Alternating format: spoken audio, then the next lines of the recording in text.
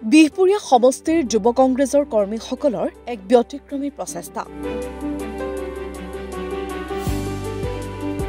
বিহপুৰীয়া সমষ্টিৰ বিভিন্ন প্ৰান্তত অনুষ্ঠিত হ'ল ফুটবল প্ৰতিযোগিতা। প্ৰতিযোগিতাত উপস্থিত বিৰোধী দলৰ দলপতি দেৱব্ৰত শইকীয়া। সকলোৰে হিয়াৰামঠু হাৰ্থব জুবিন গাৰ্গক হেৰুৱাই সকলো শোকস্তব্ধ হৈ পৰে আৰু তেনে সময়তে বিহপুৰীয়া সমষ্টিৰ যুৱ কংগ্ৰেছে আয়োজন কৰিলে হাৰ্থবজনৰ স্মৃতিত ফুটবল প্ৰতিযোগিতা। আজি ফুটবল খেলখনৰ চূড়ান্ত খেল অনুষ্ঠিত হয়। নিশ্চিতভাৱে যেতিয়া ৰাজ্যৰ বিপদ হয় তেতিয়া সকলোৱে একত্ৰিত হোৱাটো দৰকাৰ। ইয়াত ৰাজনীতি থাকিব নালাগে।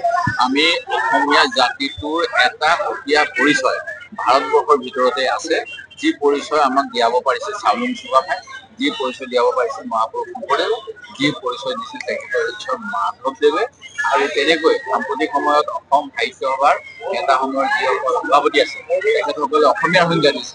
আমি এতিয়া অসম চুক্তিৰ পিছত অসমীয়াৰ সংজ্ঞা বিচাৰি অসম চৰকাৰে আমাক আজিলৈকে দিয়া নাই, কিন্তু সেই সময়ত অসম চুক্তি হোৱাৰ আগতে 1917 চনত এই লখিমপুৰৰ সন্তানকে পদ্মনাথ গোহাঁই বৰুৱা আৰু অন্যান্যসকলে কেনেকৈ দিছিল, হোমেন বৰগোহাঁই কেনেকৈ কলকাছীয়া সাহিত্য সভাত দিছিল, এই কথাবিলাক মনত পেলাব লাগিব। সাম্প্ৰতিক সময়ত সকলো অসমীয়াকে একত্ৰিত কৰিব পৰা এজন আছিল আমাৰ বৰ্তমানৰ জাতিৰ হিয়াৰামঠু জুবিন গাৰ্গ। তেখেতৰ যি অপমৃত্যু হ'ল, এই কথাটো কোনো অসমীয়াই সহ্য কৰিব পৰা নাই। কোনোবাই ইয়াত ধৰ্ম আনিব পাৰে, ৰাজনীতি আনিব পাৰে, আমি তাৰ ঊৰ্ধত থাকিব লাগিব।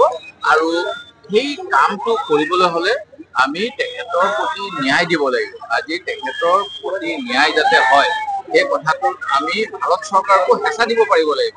আমাৰ মুখ্যমন্ত্ৰীয়ে কয় তেখেত আটাইতকৈ শক্তিশালী, কিন্তু যোৱাকালি তেখেতে জুবিন গাৰ্গৰ পৰিবাৰক দেখা কৰাৰ পিছত যিটো অসহায় অৱস্থা দেখাইছে, মই লাজ পাইছো। তেখেতে তেতিয়াহ'লে এনেকুৱা উচ্চ বাক্য কৰিব নালাগে যে মই এটা খুনেদি আমুকক কৰো, এটা খুনেদি তামুকক কৰো, এটা খুনেদি তামুকক কৰো। এনে স্থলত অসমৰ জাতীয় সম্পদক এনেকৈ আমি বিদেশত হেৰুৱালো। আজি জুবিন গাৰ্গ ডাঙৰীয়াৰ প্ৰতি যেতিয়া তেওঁৰ ফেনবিলাকৰ পৰাই বিভিন্ন সম্পদ আহিছে, সেইখিনি সময়ত অসম কৰিছে, অসম আৰক্ষীয়ে তেওঁক নিৰাপত্তা দিছে। খেলখন পূব নাৰায়ণপুৰ কংগ্ৰেছ দল আৰু বদতি জামুগুৰি দলৰ মাজত অনুষ্ঠিত হয়। খেলখনত পূব দিক্ৰম ফুটবল দলে 1-0 গলত জয় হয় বদতি জামুগুৰি কংগ্ৰেছ দলৰ লগত।